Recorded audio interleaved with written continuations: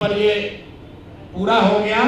अब आ जाइए, दूसरे बड़े नेता हैं यहाँ के सम्राट चौधरी, यहाँ के उप मुख्यमंत्री हैं। भाई साहब नाम बदलने के विशेषज्ञ हैं। कई लोग, पिछली बार हमने आपको बताया था और लोग जानते भी हैं कि इनका नाम था राकेश कुमार, बाद में हुआ राकेश कुमार उर्फ सम्राट चौधरी। ये पूरी सच्चाई नहीं है।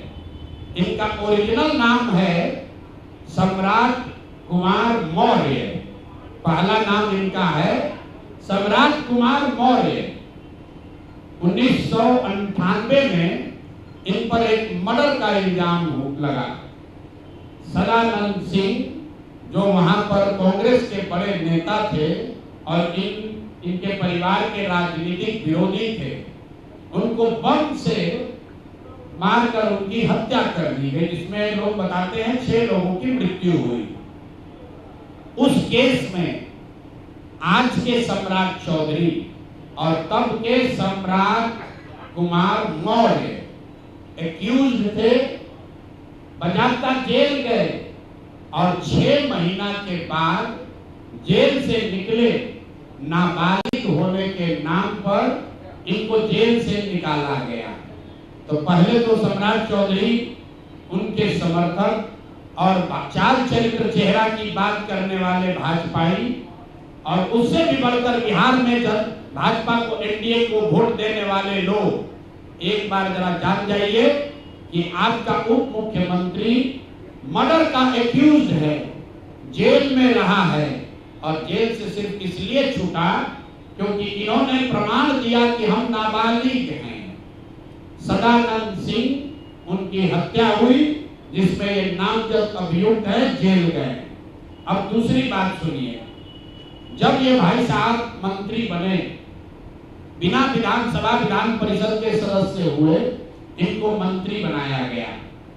तो जब मंत्री बने तो इन पर कम उम्र होने का एक केस हुआ, जिसकी वजह से इनको बर्खास्त किया गया। ये बात तो सब लोग जानते हैं और सम्राट चौधरी भी कहते हैं वो मामला तो पुराना है, सब सेटल हो गया। अब क्या सेटल नहीं हुआ है वो हमसे सुन लीजिए। उस केस के पिटीशन में सुप्रीम कोर्ट में लिख के दिया गया कि इन्होंने जब मैट्रिक का एग्जाम दिया, तो मैट्रिक का एग्जाम इन्होंने दिया है सम्राट कुमार मौर्य के नाम से, और सुप्रीम कोर्ट के हलफनामे में यह लिखा गया कि सम्राट कुमार मौर्य उस समय के, इन्होंने इनका एडमिट कार्ड, इनका रोल नंबर, वो सब जारी किया, सुप्रीम कोर्ट के दस्तावेज में है। और बिहार विद्यालय परीक्षा समिति जो मैट्रिक का एग्जाम दे कराती है, इनसे पूछा गया सुप्रीम कोर्ट के द्वारा इनके पढ़ाई के एज के बारे में, क्योंकि मैट्रिक के सर्टिफिकेट को ही एज का दस्तावेज माना जाता है। तो उसमें बिहार विद्यालय परीक्षा समिति ने बताया कि सम्राट कुमार मौर्य करके जो विद्यार्थी मैट्रिक की परीक्षा पास करने का दावा कर रहे हैं, ये एक्चुअली 234 नंबर इनको आया था, ये मैट्रिक परीक्षा फेल हो गए थे। ऐसा हलफनामा सुप्रीम कोर्ट में दायर किया गया। इसको ध्यान रख लीजिए।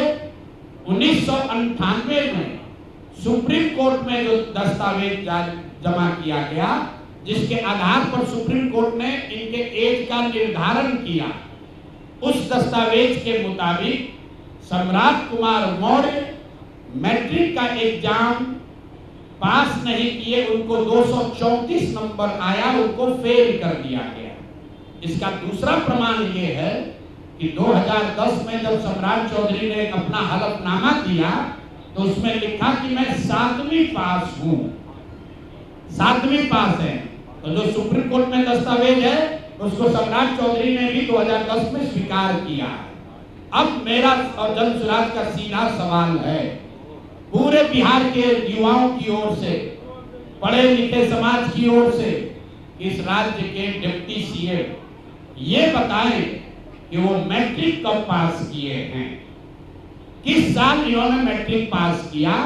आप लोग पत्रकार बंधु उनसे खाली इतना पूछ लीजिए कि सर किस साल आप मैट्रिक पास किए हैं, क्योंकि 2010 के बाद मैट्रिक का एग्जाम दिए गए हैं, डिग्री लगाए हैं अपने हलफनामा में फर्जी, वो कई बार चर्चा हो गई कि उनका जो डिग्री है वो फर्जी है, डॉक्टरेट कहाँ यूनिवर्सिटी ऑफ कैलिफोर्निया से किए हैं, वो सब बात छोड़ दीजिए।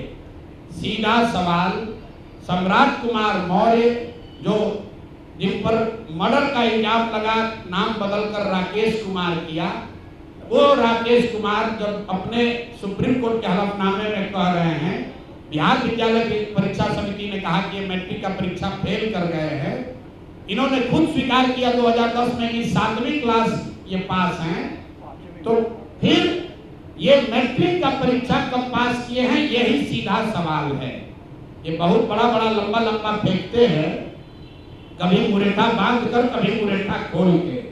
ये आदमी इतना फर्जी है, ये मैट्रिक का परीक्षा पास ही नहीं किया।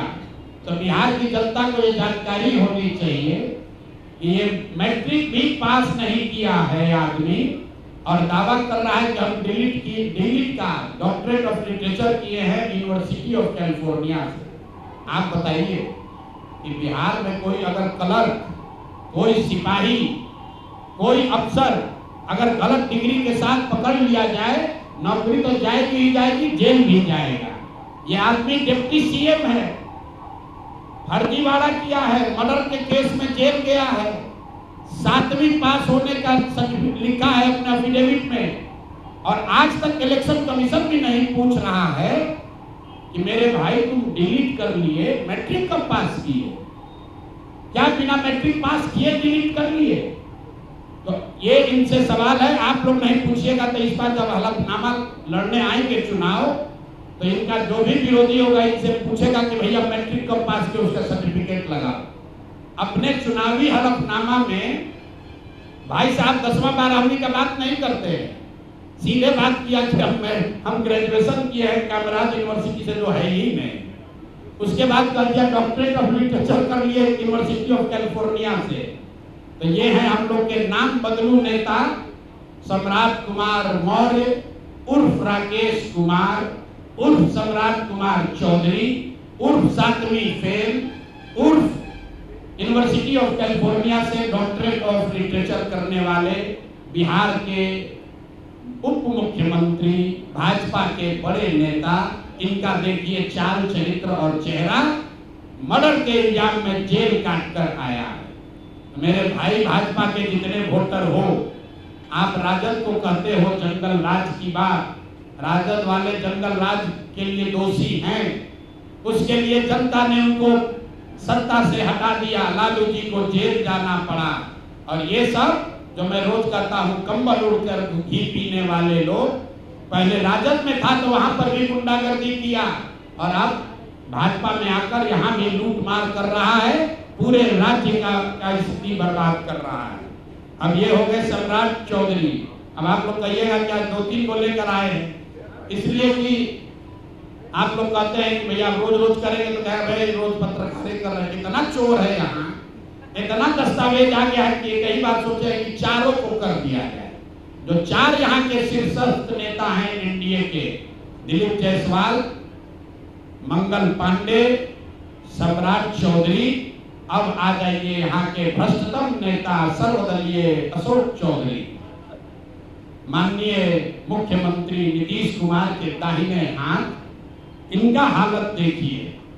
ये तो आदमी पूरे बिहार में रिकॉर्ड बना दिया भ्रष्टाचार का। हम लोग अभी तक सुनते आए हैं कि लालू जी बेनामी प्रॉपर्टी खरीदते थे, अब इनका देखिए बेनामी प्रॉपर्टी का हालत।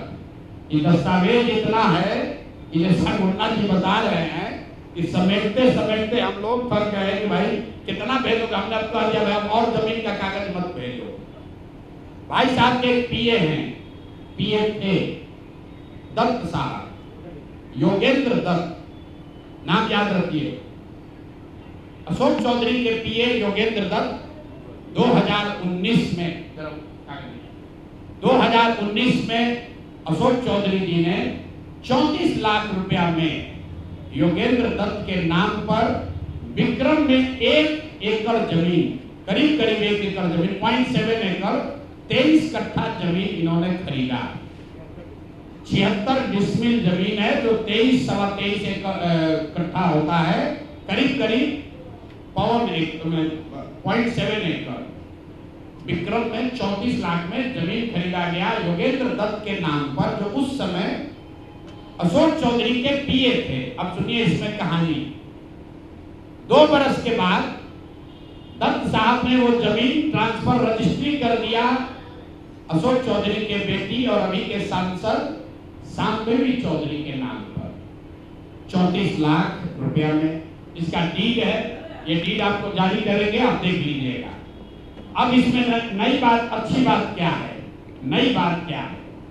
34 लाख रुपया में जो दत्त साहब ने जमीन खरीदी थी और यहाँ रजिस्ट्रार ऑफिस में लिखा गया 34 लाख रुपए में दत्त बेच रहे हैं जमीन शांभवी चौधरी को, और एक दत्त साहब को पैसा कितना गया बैंक से? 10 लाख रुपया। वो बैंक का अकाउंट डिटेल है, जरा नीचे तारीख आपको बता देते कि 2 साल के बाद जो जमीन अशोक चौधरी ने अपने पीए के नाम पर खरीदी थी, वही जमीन वापस 2 बरस के बाद अपने बेटी के नाम पर लिखवा लिया, और 34 लाख के रुपए के जमीन के एवज में अशोक चौधरी ने दत्त साहब को 10 लाख रुपया बैंक से भेजा।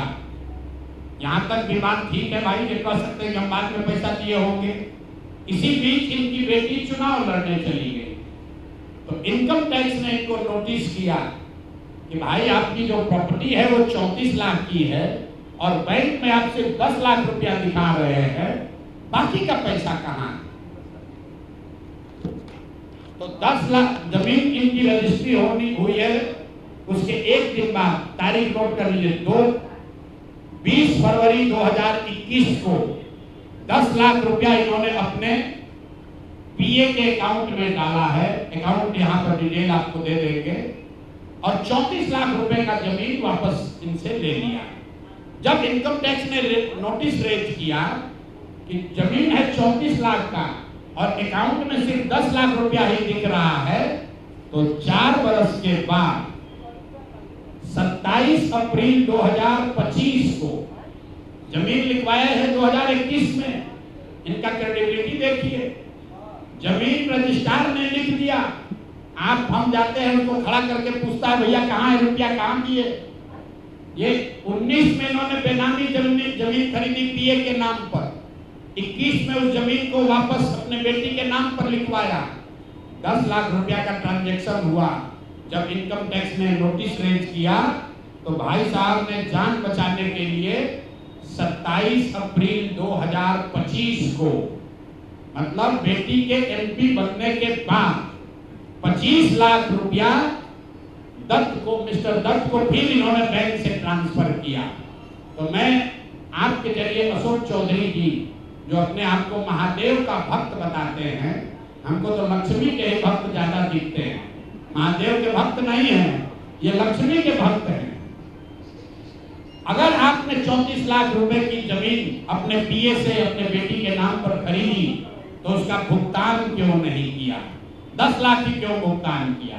और अगर आप कहते हैं कि 10 लाख ही भुगतान तय हुआ था, तो फिर बाद में 25 लाख रुपया 3 बरस के बाद इनकम टैक्स के नोटिस आने के बाद क्यों किया? अब आपको हम एक छोटा सा केस बता रहे हैं, इसका वैल्यू 34 लाख है, लेकिन आपको ये इसलिए बता रहे हैं कि इनका मोडस ऑपरेंडी क्या है, क्योंकि उसके बाद अब जो आपको बताएंगे, ये भाई साहब पिछले 2 बरस में 200 करोड़ रुपया से ज्यादा का संपत्ति, 200 करोड़ रुपए से ज्यादा का संपत्ति अपने पत्नी, अपने बेटी, अपने समधन, उनसे जुड़ा हुआ एक ट्रस्ट, मानव वैभव विकास ट्रस्ट, इसके माध्यम से इन्होंने जमीन खरीदी है करीब 200 करोड़ रुपए का, और सारा डीड एक जिस दिन का ट्रांजैक्शन है वो सारा डीड आपको यहाँ पर, आप चाहे तो उसका फोटोकॉपी ले सकते हैं। मैं एक बात क्लियर कर दूं, यहाँ जो मानव वैभव विकास ट्रस्ट है, हमारे पास उसके खिलाफ सबूत नहीं है। हम ये बता रहे हैं कि जब इनकी बेटी का एंगेजमेंट हुआ है, उसके बाद से अचानक से मानव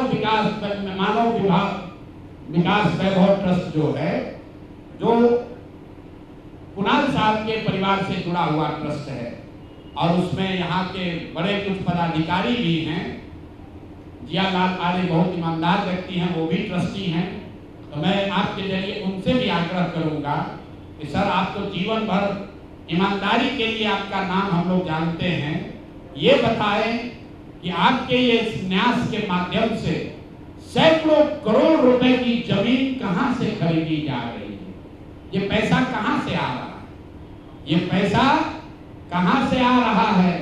क्योंकि इस ट्रस्ट के ट्रस्टी जो कुणाल साहब की पत्नी है, उनके बेटे हैं, इनमें और अशोक चौधरी के पत्नी के बीच में डेली का बैंकिंग ट्रांजैक्शन का रिकॉर्ड हम लोग के पास है।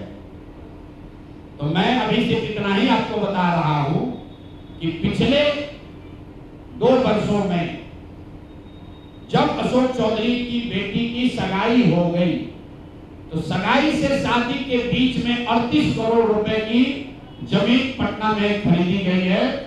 टोटल 38 करोड़ 44 लाख 40 हजार इतने रुपए का तो चेक से पेमेंट हुआ है। चेक से पेमेंट हुआ है 38 करोड़ 44 लाख 40 हजार। 12/5/2022 को पहली जमीन ली गई 23 करोड़ 40 लाख 30 हजार में। 12/5/2022 को एक दूसरी जमीन ली गई जिसकी कीमत है 8 करोड़ 89 लाख 70 हजार। 8 दिन के बाद 20 मई 2022 को फिर एक तीसरी जमीन ली गई जिसका वैल्यू है 3 करोड़ 44 लाख 41 हजार। फिर 2 महीने के बाद 14 अप्रैल 2022 को जमीन खरीदी गई 7 करोड़ 20 लाख का।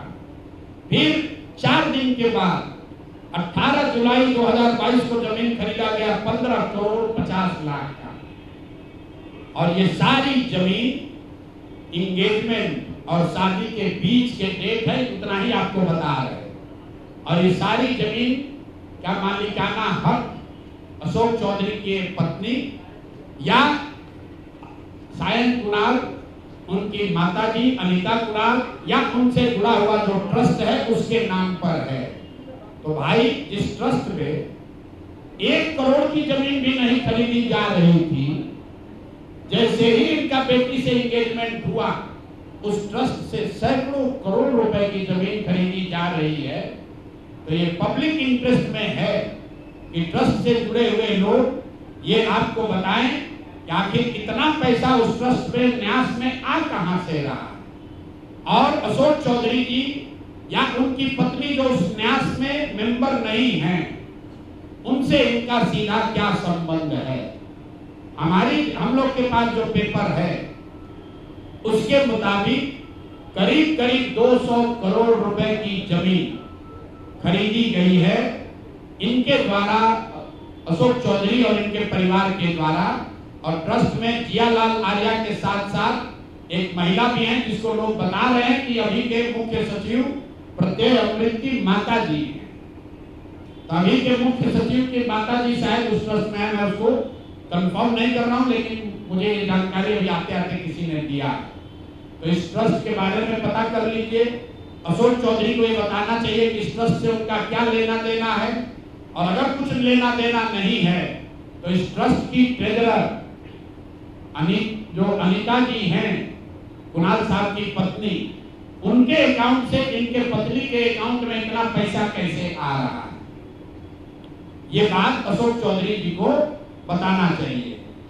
तो भैया ये 3 चीज हो गए। अब अंतिम छोट भैया नेता है पेट्रोल चोर संजय जायसवाल, भाई एक उनका लेटर दे दीजिए। छोट भैया है, जब दूसरे सब धाराशायी हो गए तो पीछे छटपटा रहे।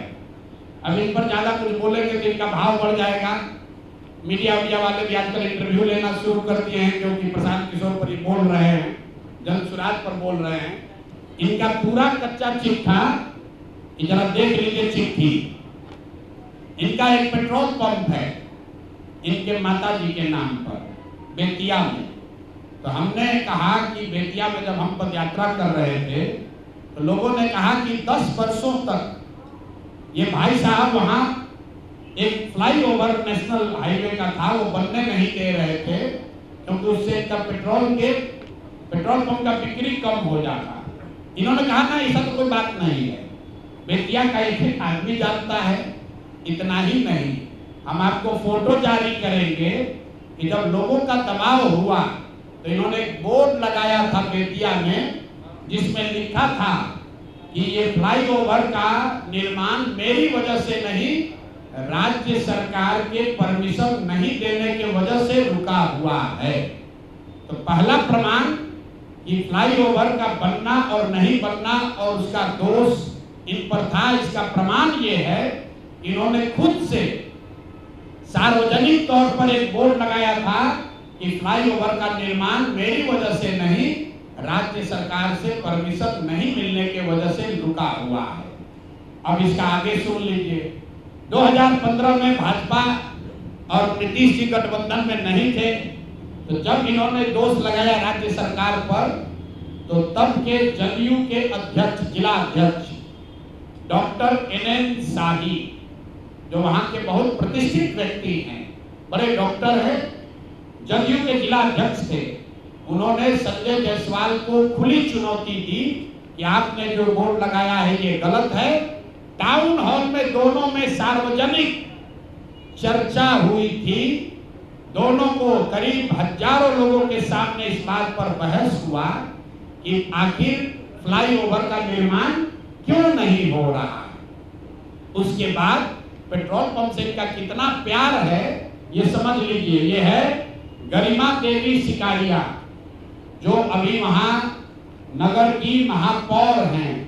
इनका लेटर है पत्रांक NMO 242532 डेटेड 14/8/2024, 14/8/2024 मतलब 14 अगस्त 2024 को। जरा इसमें इसका एक पारा पढ़ के आपको सुना देते हैं। ये गरिमा देवी सिकारिया ने जब अस्थायी समिति की पूरी बैठक हुई बेतिया नगर निगम के, उसके महापौर के तौर पर गरिमा देवी सिकारिया ने नगर आयुक्त को चिट्ठी लिखी। उस चिट्ठी का एक हिस्सा पढ़ रहा हूं आपको। इसके साथ ही अस्थायी समिति की संपन्न बैठक 13/11/2023 पहली बैठक, 28/2/2024 दूसरी बैठक, 29/6/2024 तीसरी बैठक, 24/7/2024 चौथी बैठक और 4/7/2024 5 बैठकों में छावनी स्थित, छावनी उस इलाके का नाम है, छावनी स्थित पेट्रोल पंप को, जो संजय जायसवाल के भाई का पेट्रोल पंप है, इन्हीं का पेट्रोल पंप है, इनके पिताजी के समय का है, इनके भाई के नाम पर है। सुनिए क्या लिखा हुआ है। छावनी स्थित पेट्रोल पंप को ईंधन के अत्यधिक बिल एवं भ्रष्टाचार को देखते हुए पेट्रोल पंप बदलने का निर्णय लिया गया था और साथ ही ये तय किया गया था कि 15 अगस्त के बाद समिति के निर्णय के बाद जो भी वहां पर भुगतान पेट्रोल बिका है उस सब के भुगतान पर पूर्णतः रोक लगाया जाए। ऐसा इसलिए किया गया कि वहां नगर निगम के सफाई की गाड़ियों के बिल के नाम पर 5 करोड़ रुपया मंथ वाइज आपको ये जारी कर रहे हैं। 5 करोड़ रुपया, 5,86,67,033 रुपए का इन्होंने भुगतान उस पेट्रोल पंप को नगर निगम ने किया है। और अस्थायी कमेटी के 5 बैठकों में ये पाया गया कि ये ज्यादातर भुगतान फर्जी है, गलत है, ज्यादा बढ़ा कर लिया जा रहा है। अस्थायी कमेटी के अभी की महापौर गरिमा सिकारिया ने नगर आयुक्त को लिखा कि भाई 5 बैठक में निर्णय हो गया कि इस पेट्रोल पंप से हम लोग को तेल नहीं लेना है, इसका भुगतान 15 अगस्त से बंद कर दिया जाए। उसके बावजूद ये अफसरों पर दबाव बनाकर नगर के अधिकारियों के साथ मिलकर सारा जो वहां नगर निगम का सरकारी गाड़ी है, जो सरकारी तेल की खरीद होती है, वो इसी पेट्रोल पंप से कराते हैं और 10 लीटर तेल बिकता है, 20 लीटर का वाउचर बनाता है। ये पेट्रोल चोर फेसबुक पर पोस्ट कर रहा है, कहा हमको कि हिंद महासागर में जाएगा, हिंद महासागर में जाओ या लाल सागर में जाओ, मेरा नाम प्रशांत महासागर है, इसमें डूबोगे तो कहीं पता नहीं चलेगा कहां जाओगे। और इनको अंतिम बार कह रहे हैं, आज इतने पर इनको छोड़ रहे हैं, पेट्रोल चोर हो, तुम्हारी औकात इतनी है, इतने पर रहो, अपने से ऊंचा उछलने की कोशिश मत करो। भाषा का विषय का ज्ञान नहीं है, ना शकल ना सूरत, और बड़ा बड़ा बात कर रहे हैं। बात करता है बाप दादा के, आपके पिताजी बहुत बड़े सज्जन व्यक्ति थे, मदन जायसवाल जी का बहुत इज्जत है, आपकी इज्जत कुछ नहीं है। आप भाजपा छोड़कर भाग गए थे, राजद में चुनाव लड़ा, 5,500 वोट आया, सुधीर शर्मा जी बैठे हैं, कहानी बताएंगे, सुन लीजिए। मदन जायसवाल जी बड़े व्यक्ति थे और ये आदमी पेट्रोल का वाउचर चोरी करने वाला हम पर उंगली उठाएगा। हिंद महासागर में जाओ, डूब लो। और अभी आए थे अमित शाह जी, उनको पेपर दे दो, ईडी सीबीआई का छापा डलवा देना, हमको पकड़ लेना, यही खड़े हैं, कहा है ना कि हमको जेल भिजवाएंगे। 7 जन्म लगेगा ना तो प्रशांत किशोर का हाथ नहीं पकड़ पाओगे, जेल भिजवाना तो बहुत बड़ी बात है। तो भैया तेल का चोरी करते हो, इतने पर रहो, इससे ज्यादा चोरी करने का औकात भी तुम्हारा नहीं है। और बाकी तो देखिए बड़ा बड़ा औकात वाला है, कैसे 100 करोड़ रुपया लूटा, तुम तो पेट्रोल का फर्जी वाउचर बनाते हो। तो भैया यही काम करो, इतने पर रहो। बहुत बहुत धन्यवाद। संजय जायसवाल जी पर मैं चाहूंगा 2 मिनट, सुधीर जी उनके पुराने कोलीग हैं मदन जायसवाल जी के, इनसे जरा भी सुन लीजिए।